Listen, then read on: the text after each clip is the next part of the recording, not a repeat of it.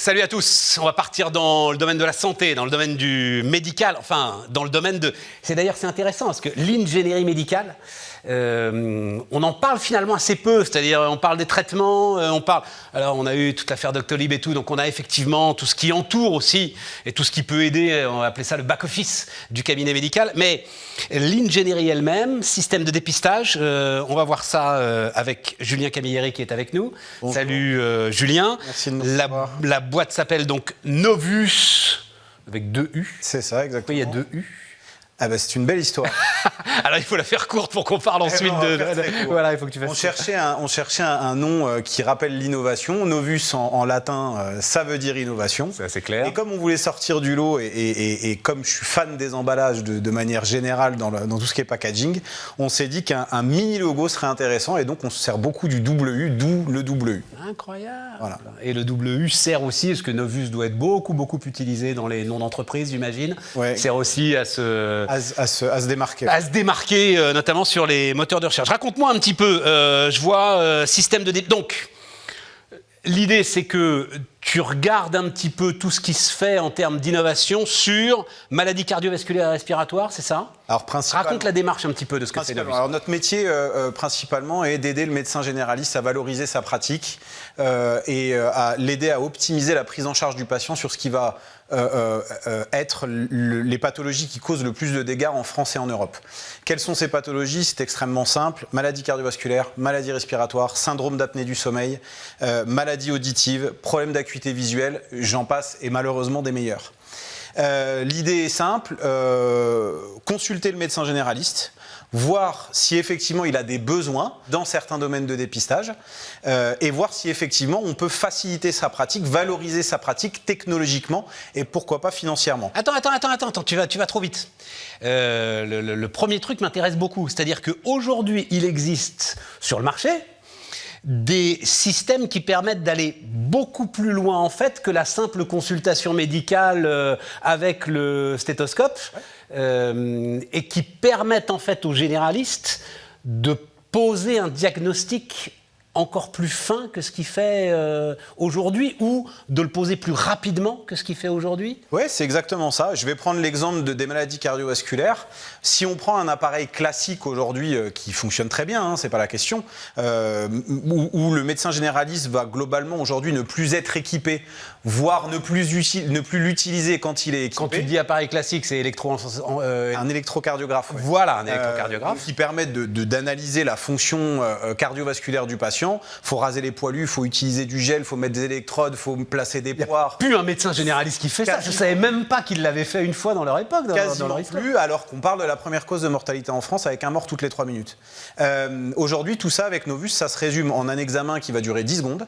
Et en temps réel, vous allez avoir l'avis d'un spécialiste, d'un cardiologue qui va vous répondre à l'écrit et à l'oral, 7 jours sur 7, 24 heures sur 24. Ah oui, mais alors, tu as les deux choses. Alors attends. D'abord, tu as l'appareil. La partie matérielle. La partie matérielle. Il n'y a plus besoin de raser les poilus alors avec Non, plus du tout. Voilà.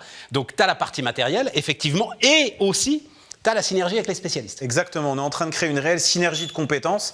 Ça, au-delà de la partie matérielle, simple, rapide d'utilisation qui peut s'intégrer dans le cadre de la consultation de médecine générale, notre métier aujourd'hui, on s'est aperçu qu'on avait un vaste panel de travail et que notre métier, pour faciliter la prise en charge du patient et le travail du médecin, était aujourd'hui de créer un réseau de spécialistes pour fluidifier la communication entre patients, médecins généralistes et spécialistes en cherchant le médecin généraliste pivot dans le parcours de soins. Ouais, mais le médecin généraliste déjà avec ton système on n'a plus besoin de raser les poilus. Déjà lui, il est capable de poser un diagnostic ou pas du tout? Il va pas être capable de lire le résultat. Il a besoin du spécialiste pour lire le résultat. Évidemment. Alors il y a de l'interprétation automatique aujourd'hui qui existe sur la quasi-totalité des appareils. Malheureusement, malgré le fait qu'on utilise un petit peu d'intelligence artificielle, on est encore sur le principe de précaution.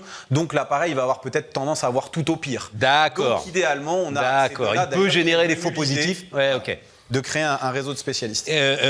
Maladies cardiovasculaires, maladies respiratoires. Oui, principalement maladies respiratoires, ce qu'on appelle l'exploration fonctionnelle respiratoire, pour dépister les BPCO, bronchopneumopathie obstructive chronique, qui va concerner principalement les fumeurs et autres. Ça peut se dépister que 10 à 15 ans avant l'apparition des symptômes. Aujourd'hui, on va chez le pneumologue pour pratiquer ce type d'examen. Chez le médecin généraliste, ça se résume en un examen de 6 secondes. avec un avis de spécialiste. Ouais, non, c'est super intéressant parce que derrière, ça ouvre des champs considérables. Parce qu'on dit on va chez le pneumologue, sauf que le pneumologue, en fait, on n'a pas accès au pneumologue. Sauf que le pneumologue, si on est à Paris, oui, d'accord, ça va se jouer, mais si on est en région, il y a énormément d'attentes. Exactement. C'est l'objectif de Novus. L'objectif de Novus, encore une fois, au-delà de fluidifier ce parcours de soins, parce qu'on parle de parcours de soins, l'idée est très simplement de désengorger la salle d'attente des spécialistes pour pouvoir, on va dire, optimiser une prise en charge des patients qui soit peut-être plus optimale, justement. Alors, ton sujet, quand même, c'est d'avoir accès aux médecins généralistes. C'est-à-dire que ces gens-là... alors, il se trouve que j'ai fait toute l'aventure Doctolib. C'est pour ça que j'en parlais. Et Stanislas Niox-Château, au départ, il ne cachait pas que ces gros investissements... Ouais. C'était en fait dans la force commerciale. C'était en fait dans des gars qui avaient la capacité de faire toc-toc et de pousser la porte des médecins généralistes qui ont autre chose à faire en fait que de t'écouter, aussi brillante soit ton idée et ton initiative. Comment est-ce qu'on passe cet obstacle? Alors, c'est très simple. Déjà, juste parce que j'aime remettre ce qui est à César ce qui est à César. Mon idée, on est plusieurs dans l'entreprise, bien évidemment. Tout ça, c'est un travail d'équipe. Et d'ailleurs, j'en profite pour passer un petit mot pour mon associée Amira Bousma, qui est la présidente de la structure et sans qui rien ne serait possible aujourd'hui, puisqu'elle gère tout de A à Z. Alors, comment est-ce qu'on fait aujourd'hui pour travailler commercialement? C'est extrêmement simple. Le téléphone. On n'a pas trouvé de meilleure solution aujourd'hui que de passer des journées complètes à décrocher notre téléphone, à appeler 300 médecins par jour et à essayer de contacter du médecin en ayant un discours très bien rodé et en exprimant le pourquoi du comment on souhaiterait les voir. Et grâce à ça, on arrive à avoir un volume de rendez-vous qui nous permet effectivement de vivre et de bien vivre et de pouvoir faire passer l'information, parce que notre objectif... Voilà, c'est ça. Non, et puis il y a un aspect très intéressant, quasi citoyen, quoi, dans l'ensemble de l'initiative. On a notre idée de base est quand même humaine. L'idée n'est pas commerciale. On garde le patient et le médecin au centre de nos préoccupations. Et donc, effectivement, dans ce cadre-là, on fait passer l'information, on prospecte au téléphone, on rencontre 5 à 6 médecins par jour. On est développé sur toute la France. On est une quinzaine en France, une personne en Belgique. Et on est en voie de développement avec des projets qui arrivent sur 2024. Et comment est-ce que tu sources les appareils ? C'est une bonne question. Comment est-ce que je source les appareils? Alors déjà, on écoute beaucoup le médecin généraliste de tous les échanges. Voilà, tous les échanges que nous avons avec les rencontres de 5 à 6 médecins par jour, on va avoir des remontées de nos chargés d'investissement sur le terrain qui vont nous dire, voilà, j'ai entendu parler de ça, j'ai entendu parler de ça. Et donc du coup, de ça, on va commencer à se monter une sorte de livre blanc où je vais me mettre en recherche, parce que c'est moi qui suis responsable de cette partie développement, je vais me mettre en recherche et là, je vais aller chercher en Allemagne, au Danemark, aux États-Unis et tous ces pays qui savent fabriquer les matériels dont on a besoin. Bon, et puis dernier point, mais rapidement, parce que ça tourne très vite, tout ça est passionnant, parce que tu as aussi, une fois que tu as convaincu ton généraliste, il faut que tu aies le spécialiste aussi qui aille avec. Gros sujet aussi. Qui veuille bien te donner du temps. Ah bah oui, gros sujet. Ah non, tu t'es pas simplifié, vous vous êtes pas simplifié la vie avec du tout. Non, oui, mais en même temps, tu sais ça, c'est les barrières à l'entrée. Ça aussi, c'est ce que disait Stanislas Doctolib. Une fois qu'il sera équipé, le médecin, ne changera jamais. Exactement. Voilà. Alors l'idée, encore une fois, et ça c'est dans notre politique, jamais de politique de l'autruche chez Novus, l'idée étant tout simplement d'être le plus réactif et d'être le plus à proximité possible du médecin généraliste. Alors pour revenir sur cette création de réseau de spécialistes, effectivement, là aujourd'hui on source les spécialistes. On s'est entouré de la meilleure plateforme de téléexpertise qui existe en France, qui nous a permis de créer un réseau sécurisé.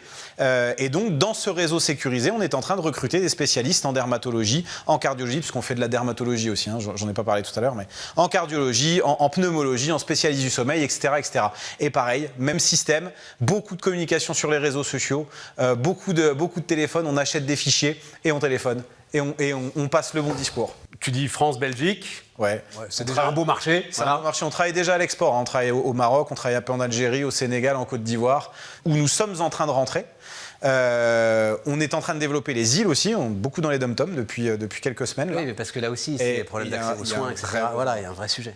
Il y a un vrai besoin et voilà, donc c'est une belle histoire. Super, et tu la racontes bien. Donc voilà, Novus, donc avec 2 U, Novus Engineering qui nous accompagne.